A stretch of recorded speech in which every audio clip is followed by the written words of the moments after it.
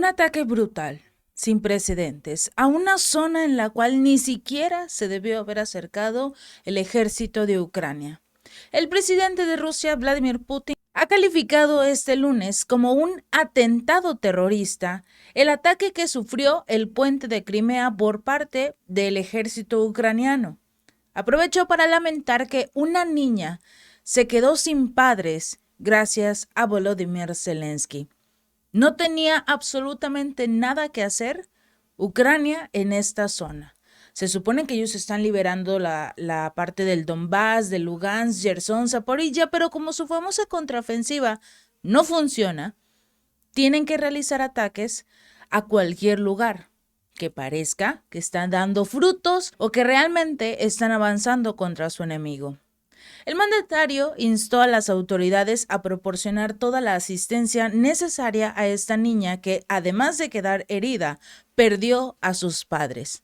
A las 3 de la mañana, con 5 minutos, 2 vehículos de superficie no tripulados ucranianos llevaron a cabo un ataque contra el puente de Crimea. Como resultado de este acto terrorista, un tramo de la autopista del puente resultó dañado y al mismo tiempo estas personas perdieron la vida. Lo que llama mucho la atención es que después de los hechos, después de empezar a investigar, prácticamente el pueblo ruso y obviamente también sus autoridades han señalado tanto a Estados Unidos como al Reino Unido de ser los presuntos responsables en última instancia de este ataque del puente de Crimea. El Ministerio de Relaciones Exteriores de Moscú ha señalado que Ucrania, que además de provocar la muerte de estas personas, también se generó el cierre de un enlace del transporte clave entre la península y Rusia continental, esto para el tráfico de automóviles. Y recordemos que desde la semana pasada, precisamente, la venta de automóviles ruso había estado como tal incrementando sus ventas. ¿Por qué? Porque los ciudadanos tienen recursos económicos. Le va muy bien a Rusia, a diferencia de Ucrania, que ya ni siquiera con la entrega de recursos económicos por parte de Occidente puede hacer frente a su crisis económica, ni siquiera ayudar a los ciudadanos. Es por ello que, como tal, Moscú acusó que este régimen, el gobierno ucraniano, es terrorista y tiene todas las características de un grupo del crimen organizado internacional.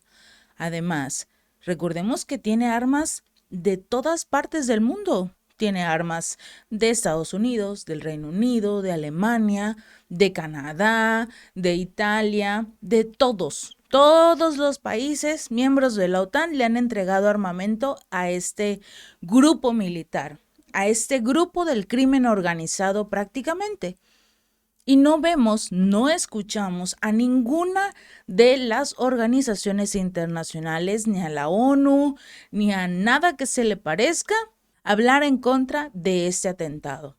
El ministerio explicó en las redes sociales, compartiendo de hecho una publicación de su portavoz María Zaharova, recalcando que los funcionarios y el personal militar ucranianos toman esas decisiones con la participación directa de los servicios especiales y políticos, tanto estadounidenses como británicos. Estados Unidos y Gran Bretaña están manejando una estructura terrorista muy similar a un estado prácticamente. Y recordemos que lo mismo ocurre en cualquier lugar en el cual Estados Unidos quiere intervenir, Estados Unidos quiera decir, aquí se encuentran terroristas, vamos a entrar nosotros a proteger a los ciudadanos. No hacen eso en Ucrania porque ellos están prácticamente patrocinando el terrorismo en este país, que siempre ocurre cuando quieren invadir un lugar, pero en este caso se puede decir que se les adelantó Rusia. Pero sobre este atentado en específico, el ministerio adjuntó un video al mensaje que muestra al ministro de Relaciones Exteriores de Ucrania, Dmitry Kuleba, admitiendo que Kiev estaba detrás de estos ataques en suelo ruso.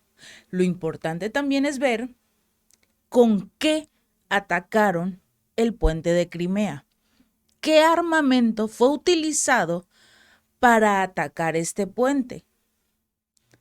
porque el metraje fue publicado inicialmente en octubre pasado por bromistas rusos, quienes dijeron que habían engañado al diplomático ucraniano, haciéndole creer que estaba hablando en privado con el ex embajador de Estados Unidos en Rusia, Mitchell McFaul. El estadounidense actualmente ayuda al gobierno ucraniano con ideas para nuevas sanciones contra Rusia. ¿Y quién no nos puede asegurar que esté haciendo lo mismo para realizar ataques en zonas específicas que podrían afectar como tal tanto el envío de armas, el envío de recursos, el envío incluso de comida para lo que sería esta península de Crimea? Seamos honestos, ¿para qué quiere Ucrania recuperar esta zona? Si lo único que está haciendo es herir a los ciudadanos. Ataca zonas de infraestructura civil, que también son finalmente zonas de infraestructura muy importantes para el envío de recursos entre Crimea y lo que sería Rusia. Sin embargo, esto nos da a entender que a Ucrania no le importa qué es lo que va a destruir, siempre y cuando logre generar la destrucción de la infraestructura importante para Rusia. Por eso, cuando muchos empezaron a decir a la única persona que le conviene como tal la destrucción de la presa que se generó hace un par de semanas, todos acusaron rápidamente a Rusia, todos en Occidente, por supuesto. Y Rusia dice, a ver, a mí no me conviene. Yo estoy protegiendo a esta zona de Gerson que fue inundada por el río Dnieper. Y prácticamente el único beneficiado fue Ucrania porque sus tropas han intentado atravesar este río Dnieper desde que se destruyó la represa. ¿Qué ocurre? Precisamente los militares rusos están deteniendo estos avances de los militares ucranianos que quieren pasar el río. ¿A quién o para quién era de mayor beneficio la destrucción de esta represa? Para Ucrania, pero rápidamente todos acusan a Rusia.